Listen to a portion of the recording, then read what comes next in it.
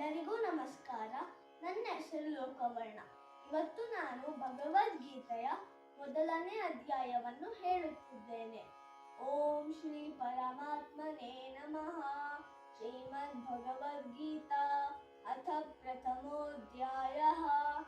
ಅರ್ಜುನ ವಿಷಾದ ಯೋಗಃ. ಧೃತರಾಷ್ಟ್ರ ಉವಾಚ ಧರ್ಮಕ್ಷೇತ್ರೇ ಕುರುಕ್ಷೇತ್ರೇ ಸಮವೇತಾಯುತ್ಸವಃ ಮಾಮಕಾಃ ಪಾಂಡವಾಶ್ಚೈವ ಕಿಮಕುರ್ವತ ಸಂಜಯ. ಸಂಜಯ ಉವಾಚ ದೃಷ್ಟ್ವಾ ತು ಪಾಂಡವಾನೀಕಂ ವ್ಯೂಢಂ ದುರ್ಯೋಧನಸ್ತದಾ ಆಚಾರ್ಯಾಮುಪಸಂಗಮ್ಯ ರಾಜವಚನಂ ಬ್ರವೀತ್.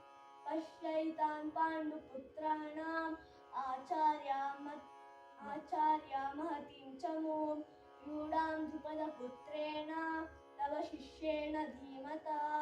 ಅತ್ರ ಶೂರಮಹೇಶ್ವಾಸ ಭೀಮಾರ್ಜುನಃ ಸಮಾಯುಧಿ ಯುಯುಧಾನೋ ವಿರಾಟಶ್ಚ ದ್ರುಪದಶ್ಚ ಮಹಾರಥಃ ದೃಷ್ಟಕೇತುಶ್ಚೇಕಿತಾನಃ ಕಾಶಿರಾಜಶ್ಚ ವೀರ್ಯವಾನ್ ಪುರುಜಿತ್ ಕುಂತಿಭೋಜಶ್ಚ ಶೈಬ್ಯಶ್ಚ ನರಪುಂಗವಃ ಯುಧಾಮನ್ಯುಶ್ಚ ವಿಕ್ರಾಂತ ಉತಮೌಜಾಶ್ಚ ವೀರ್ಯವಾನ್ ಸೌಭದ್ರೋ ದ್ರೌಪದೇಯಾಶ್ಚ ಸರ್ವ ಏವ ಮಹಾರಥಃ. ಅಸ್ಮಾಕಂ ತು ವಿಶಿಷ್ಟಾಯೇ ತಾನಿ ಬೋಧದ್ವಿಜೋತ್ತಮ ನಾಯಕಾ ಮಮ ಸೈನ್ಯಸ್ಯ ಸಂಜಾತಂ ತನ್ ಬ್ರವೀಂತೆ. ಭವಾನ್ ಭೀಷ್ಮಶ್ಚ ಕರ್ಣಶ್ಚ ಕೃಪಶ್ಚಾಸಮಿತಿಂಜಯಃ ಅಶ್ವತ್ಥಾಮ ವಿಕರ್ಣಶ್ಚ ಸೌಮದತ್ತಸ್ತಥೈವ ಚ ಅನ್ಯೇ ಚ ಬಹವಃ ಶೂರಾ ಮದರ್ತೆ ತ್ಯಕ್ತಜೀವಿತಾಃ ನಾನಾಶಸ್ತ್ರಪ್ರಹರಣಾಃ ಸರ್ವೇ ಯುದ್ಧವಿಶಾರದಾಃ. ಅಪರ್ಯಾಪ್ತಂ ತದಸ್ಮಾಕಂ ಬಲಂ ಭೀಷ್ಮಾಭಿರಕ್ಷಿತಂ ಪರ್ಯಾಪ್ತಂ ತ್ವಿದಮೇತೇಷಾಂ ಬಲಂ ಭೀಮಾಭಿರಕ್ಷಿತಂ.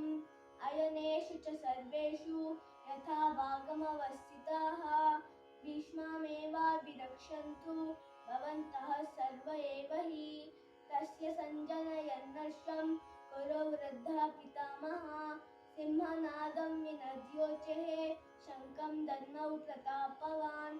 ತತಃ ಶಂಖಾಶ್ಚ ಭೇರ್ಯಶ್ಚ ಪಣವಾಣಕಗೋಮುಖಾಃ ತಸೈವಾಭ್ಯಹನ್ಯಂತ ಶಬ್ದಸ್ತು ಮುಲೋಭವತ್. ತತಃ ಶ್ವೇತೈರ್ಯಯುಕ್ತೆ ಮಹತಿ ಸ್ಯಂದನೆ ಸ್ಥಿತೌ ಮಾಧವಾ ಪಾಂಡವಾಶ್ಚೈವ ದಿವ್ಯೌ ಶಂಖೌ ತದನ್ಮತುಃ.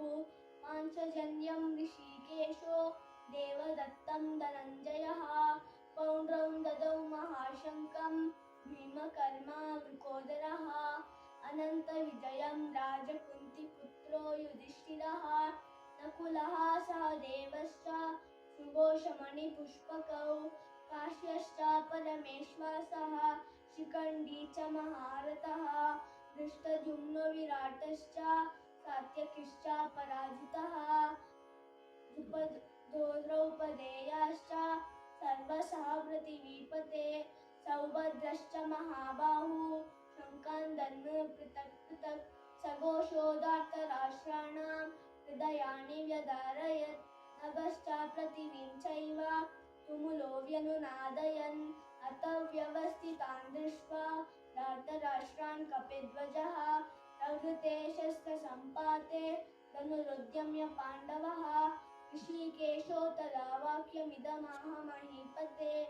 ಅರ್ಜುನ ಉವಾಚ ಸೇನಯೋರುಭಯೋರ್मध्ये ರಥಂ ಸ್ಥಾಪಯಮೇಚ್ಛತಾ ಯಾವದೇತಾನ್ನಿರೀಕ್ಷೇऽಹಂ ಯೋಧುಕಾಮನवस्थितान् ಕೈರ್ಮಯಾ ಸಹ ಯೋಧವ್ಯಂ ಅಸ್ಮಿನ್ ರಣಸमुद्यमे. ಯೋತ್ಸ್ಯಮಾನಾನವೇಕ್ಷೇऽಹಂ ನ ಏತೇತ ಸಮಾಗತಾಃ. ಧಾರ್ತರಾಷ್ಟ್ರಸ್ಯ ದುರ್ಬುಧೈರ್ಯುದ್ಧೇ ಪ್ರಿಯಚಿಕೀರ್ಷವಃ.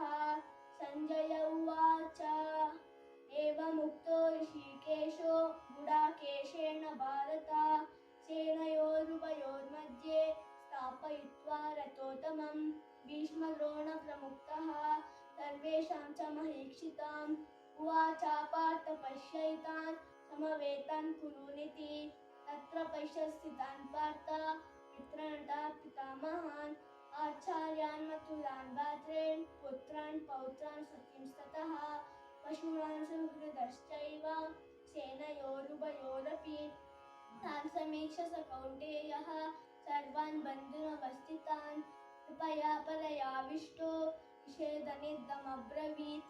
अर्जुन उवाच दृष्ट्वेमं स्वजनं कृष्ण युयुत्सं समपस्थितं सीदन्ति मम गात्राणि मुखं चापरिशुष्यति वेपटुश्च शरीरे मे रोमहश्च जायते गाण्डीवं संसते हस्तात् त्वक्चैवापरिदह्यते न च शक्नोम्यवस्थातुं भ्रमतीव च मे मनः निमितानि च पश्यामि विपरीतानि केशव न च श्रेयोऽनुपश्यामि हत्वा स्वजनमाहवे न काङ्क्षे विजयं कृष्ण न च राज्यं सुखानि च किं नो राज्येन गोविन्द किं भोगजीवितेन वा येषामर्थकाङ्क्षितं नो राज्यं भोगः सुखानि च तैमे व्यस्थिता युद्धे प्राणाः षट्पदनानि च आचार्यः पितरः पुत्रास्तथैव च पितामहः मातुलाः श्वशुराः पौत्राः शालासम्बन्धिनस्तथा एतान्नाहन्तुमिच्छामि नतोऽपि मधुसूदन अपि त्रैलोकराज्यस्य हेतो किं न मही कृते निहत्यादार्तराष्ट्राणां का प्रीतिः स्यात् जनार्दन पापमेवाश्रयेदस्मान् अत्वैतानाततायिनः तस्मान्नार्ह वयं हन्तुं दार्तराष्ट्रान् स्वबान्धवान् स्वजनं हि कथं हत्वा सुखिनः स्याम माधव यद्यपेते न पश्यन्ति लोभोपहतचेतसः कुलक्षयकृतं दोषं मित्रद्रोहे च पातकं कथं न ज्ञेयमस्माभिः पापदस्मान् निवर्तितुं कुलक्षयकृतं दोषं प्रपश्यद्भिर्जनार्दन कुलक्षये प्रणश्यन्ति कुलधर्माः सनातनाः धर्मे नष्टे कुलं कृत्स्न अधर्माभिभवत्युत अधर्माभिभवात् कृष्ण प्रदुष्यन्ति कुलस्त्रियः स्त्रीषु दृष्ट्वा सुवार्ष्णेय जायते वर्णसङ्करः शङ्करो नरकायैव कुलज्ञानां कुलस्य च पतन्ति पितरो ह्येषां युक्तपिण्डोदकक्रियाः दोषैरैतैः कुलज्ञानां वर्णसङ्करकारकैः उत्साद्यन्ते जातिधर्माः कुलधर्माश्च शाश्वताः उत्सन्ना कुलधर्माणां मनुष्याणां जनार्दन नरके नियतं वासो भवतीत्यनुशुश्रुमा अहो बतं महत्पापं कर्तुं व्यवसिता वयं यद्राज्यसुखलोभेन हन्तुं स्वजनमुद्यताः यदि माम प्रतीकारम् अशस्त्राशस्त्रपाणयः धार्तराष्ट्रारणे हन्युस्तन्मे क्षेमतरं भवेत्।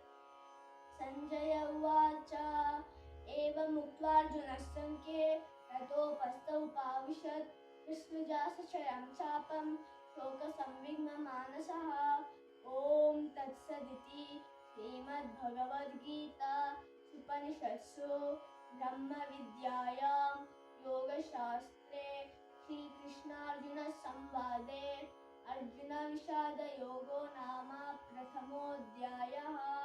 धन्यवादः।